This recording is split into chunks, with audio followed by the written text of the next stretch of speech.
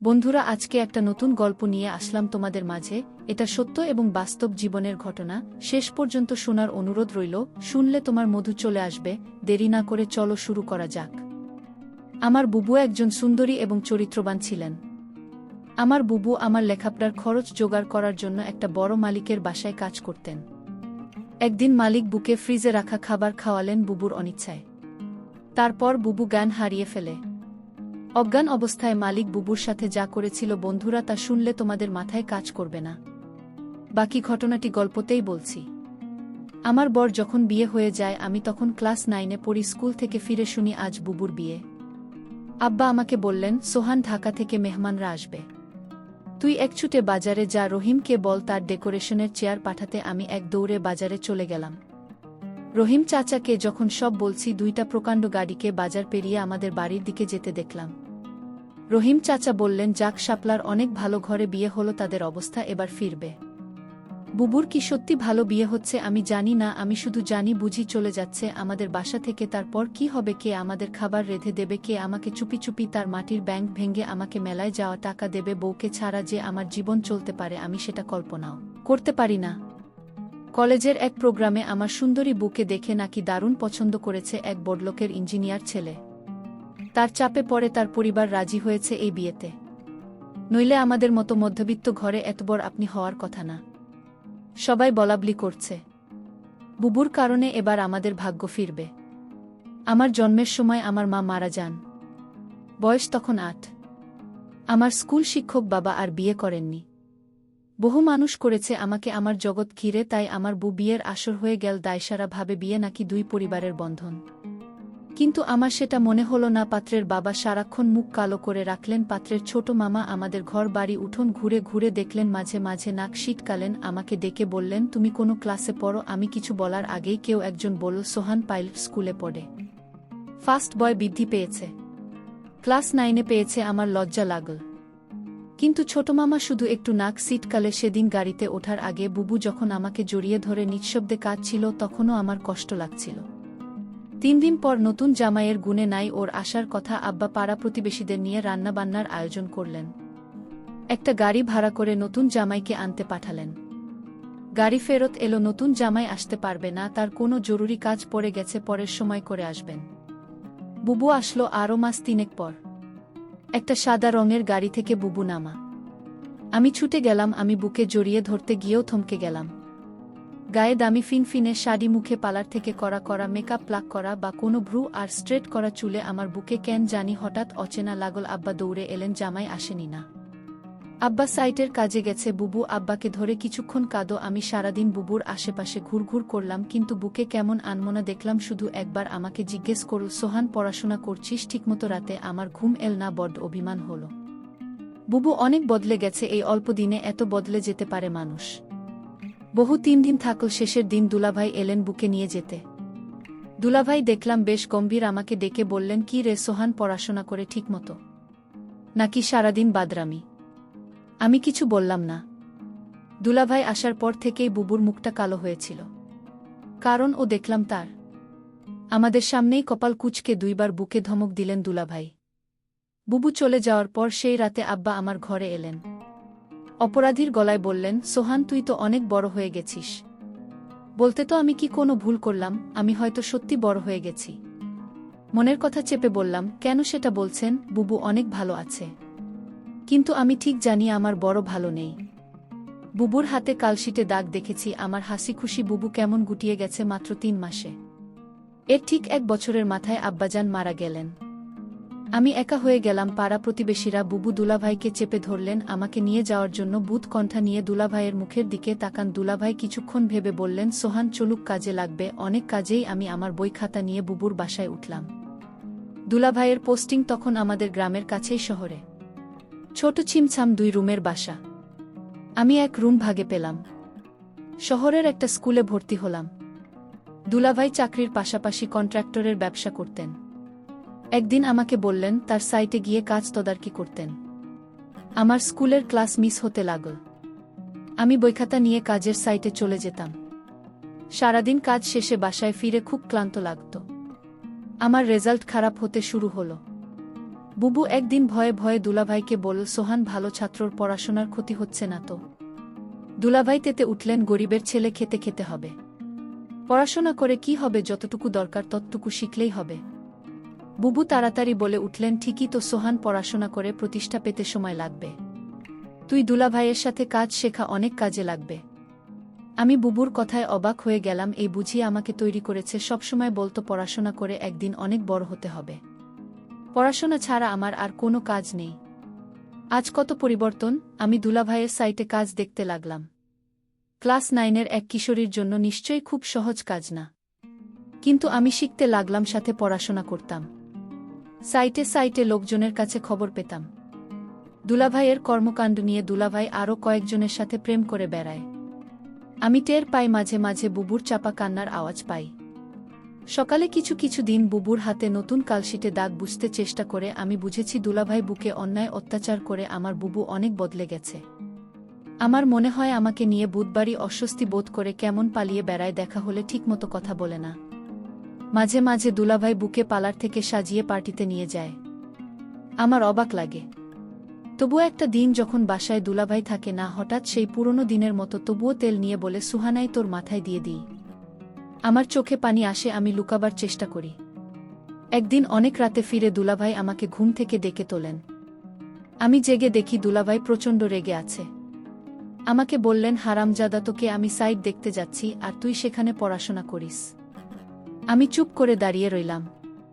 হঠাৎ করে দুলাভাই আমার চুলের মুঠি ধরলেন, বলার, সাইট থেকে 1 লক্ষ টাকা চুরি করেছে কে, নাকি তুই করেছিস? আমি অবাক হয়ে গেলাম। সাইটে টাকা পয়সা সংক্রান্ত কোনো কিছুর সাথে আমি জড়িত না। আলাদা অ্যাকাউন্ট আছে। তবু বললাম, আমি কিছু জানি না। দুলাভাই, তুই জানিস না? কেন জানিস না? তুই এর সাথে জড়িত শিওর? আমার খেয়ে আমার সাথে দাওতা বাজি। দাঁড়া। দুলাভাই তার বেল্ট দিয়ে আমাকে মারতে আরম্ভ করলেন। আমি সারা জীবনে কখনো মার খাইনি। পরিবারে আদরে মানুষ হয়েছি। স্কুলে ভালো ছাত্র হয়। তারা অত্যাধিক স্নেহ করতেন। আমি দেখলাম বহু পাথরের মতো দাঁড়িয়ে আছে। দুলাভাই একসময় খ্যাত দিয়ে চলে গেলেন। আমি সারা রাত বিছানায় শুয়েও কালাম। চেষ্টা করলাম মুখ দিয়ে শব্দ না করতে। আব্বা মৃত্যুর আগে বলেছিলেন, সোহান, পুরুষ হয়ে গরিব ঘরে জন্মেছিস, সামনে অনেক কষ্ট আসবে, সব তো থাকবেই, কখনো কাটবি না, পুরুষদের কাছে নেই। পরদিন সকালে আমার ঘুম, শরীরে হালকা জ্বর নিয়ে উঠে দেখি বসে আছে আমার শিওরে, সোহান, উঠতে পারবি? আমি মাথা নাড়লাম। হ্যাঁ। তাহলে চলুন। তাকিয়ে দেখি বুবু একটা ব্যাগ গুছিয়ে রেখেছে। আমি বললাম, কোথায়? বাড়ি ফিরে যাব, চল। তুই আবার ভালো করে পড়াশোনা শুরু করবি। আমি দরকার হয় বাসায় কাজ করব। 2 জনের একটা ব্যবস্থা হয়ে যাবে। আমি অবাক হয়ে তাকিয়ে রইলাম। বুবু আমার জন্য তার স্বামীকে ডিভোর্স দিয়ে চলে এলো এবং সেই বাড়ি থেকে চিরদিনের জন্য চলে এল। তারপর বাসায় আমি আর বহু থাকি। বুবু একটা বড়লোক বাসায় কাজ পেল। তাদের কাপড় ধোয়া, রান্না করা ইত্যাদি তাদের কাজ করতে হবে। মাসে যে টাকাটা পাব সে টাকা দিয়ে আমার লেখাপড়ার করছে। তার পরিবার চলে যাবে। বুবু যে বাড়িতে কাজ করে সেই বাড়ির মালিক বুকে একদিন বলেছিল, তোমার যত টাকা দরকার আমি দিব, তুমি শুধু একটি কথা রাখো। বলল, আমি বাসায় কাজ করি, এটাই আমার চলে, অতিরিক্ত টাকার আমার দরকার নেই। বুঝতে পেরেছিল বাসার মালিকের চরিত্র ভালো না, তারপরও বই বাড়িতে কাজ করে যে টাকা পেত সেটা দিয়েই আমাদের মাস চলে যেত। মালিকের বাসার সবাই একদিন কোথায় ঘুরতে গেল, শুধু মালিক বাড়িতে ছিল। মালিকের নাম আছান আলী। বলল, আজ তো বাসায় কেউ নাই, তেমন কাজ নেই, তাহলে আজ আমি চলে যাই। মালিক তখন বলল, শোনো, অনেক কাজ পড়ে রয়েছে। কি কাজ পড়ে রয়েছে? মালিক বলল, বাসায় কেউ নাই, আমার দেখাশোনা কে করবে? আমি বলেছিলাম, ওটাই তো মালিকের জন্য রান্না করলাম। ঘর পরিষ্কার করে মালিকে খাবার দিয়ে বললাম, রাত অনেক হয়েছে, আমার ছোট ভাইটা চিন্তা করছে, আমি এখন যাই। মালিক ধমক দিয়ে বলল, এই মেয়ে, তুমি বাড়ির চাকরানির, মালিক যখন আদেশ করবে তখন তুমি বাড়ি থেকে যাবে, তার আগ পর্যন্ত এখান থেকে এক পাও লড়বে না। আমি তখনও নিশ্চুপ হয়ে দাঁড়িয়ে রইলাম। আমার মুখ দিয়ে কোনো কথা বের হলো না। হঠাৎ মালিক বলল দর্দ কণ্ঠে, মারে, আমার তো ছেলে মেয়ে আছে, তোর কষ্ট আমি বুঝি।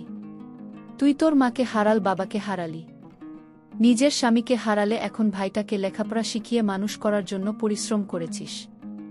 আমি মালিকের হঠাৎ এরকম ভালো কথা শুনে আমি কিছুটা অবাক হলাম, কিন্তু সে মুখে যা বলছে চেহারায় তা প্রকাশ পায় না। আমাকে বলল আমার স্ত্রী ছেলে মেয়ে তারা 2 দিনের জন্য ঘুরে গেছে। আমি বলেছিলাম আপনি জানি কেন আমার ঘোরাফেরা তেমন একটা ভাল লাগে না। আমি এর আগে বহুবার ঘোরাফেরা করেছি, এখন আর ভালো লাগে না। তুই আমার মেয়ের মতো, ঘর তোকে আমি কিছু টাকা দিলাম তোর ভাইয়ের সামনে পরীক্ষা ভালো মন্দ কিছু খাওয়ায়। আমি বলেছিলাম আমার টাকা লাগবে না। মালিক তখন আমায় জোর করে টাকাটা হাতে ধরিয়ে দিল। আমি না নিয়ে পারলাম না। মালিক আমার প্রতি হঠাৎ এমন দরদ দেখাচ্ছে কেন? যখন মালিকের ছেলে মেয়ে বাড়িতে ছিল তখন তো তিনি এরকম দর দেখায়নি। আমি মালিকের এরকম ভালো ব্যবহার দেখে কিছুটা অবাক হলাম।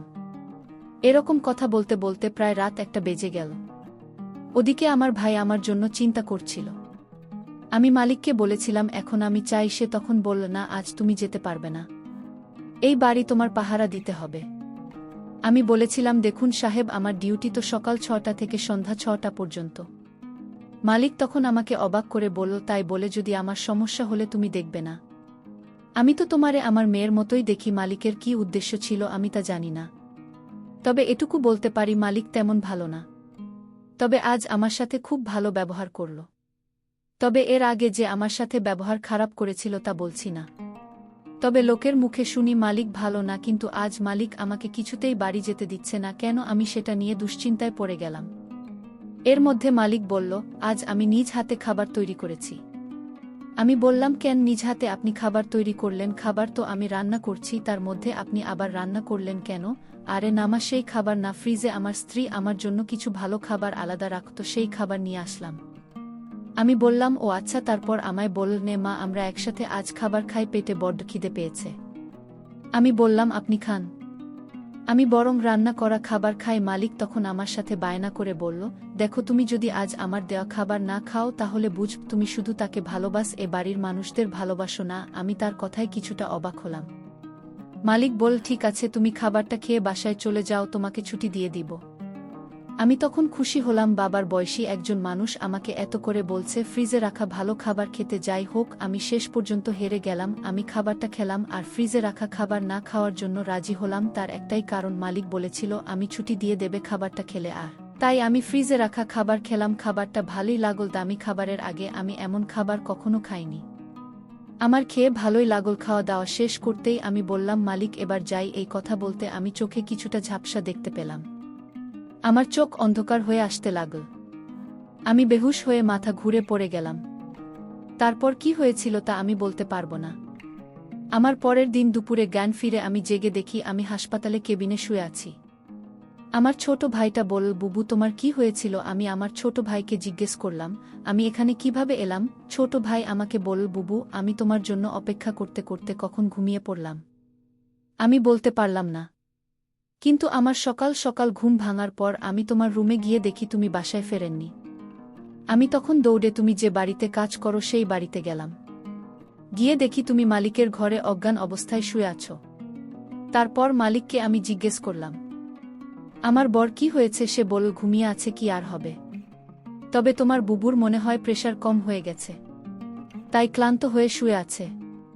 আমি বলি কি তোমার বুকে হাসপাতালে নিয়ে একটা সেলাই দাও, তাহলেই সব ঠিক হয়ে যাবে। টাকা যা লাগে আমি দিয়ে দিচ্ছি। তখন মালিক আমাকে 5,000 টাকা দিয়ে বলল, যাও তোমার বুকে হাসপাতালে নিয়ে যাও। আমি তোমাকে হাসপাতালে নিয়ে আসার পর ডাক্তাররা বলল পরীক্ষা করতে হবে। ডক্টর বলল, তোমার প্রেশার কমে যায়নি, তোমাকে খাবারের সাথে কিছু মিশিয়ে তোমাকে অজ্ঞান করা হয়েছে। তারপর ডাক্তার বলল, মেয়েটি তোমার কি হয়? আমি বললাম, আমার বর বোন, তোমার সাথে আর কেউ আসেনি? না ডাক্তার বাবু, আমি ছাড়া আর কেউ নাই। আমি ডক্টরকে জিজ্ঞেস করলাম, কি হয়েছে আমার বুবুর বলেন ডক্টর? ডক্টর বলল, তোমাকে বলা যাবে না। আমি আমার ছোট ভাইয়ের কথা শুনে বুঝতে পারলাম আমার সাথে কি ঘটেছিল। মালিক আমার সাথে এরকম অসম্মানজনক আচরণ করল।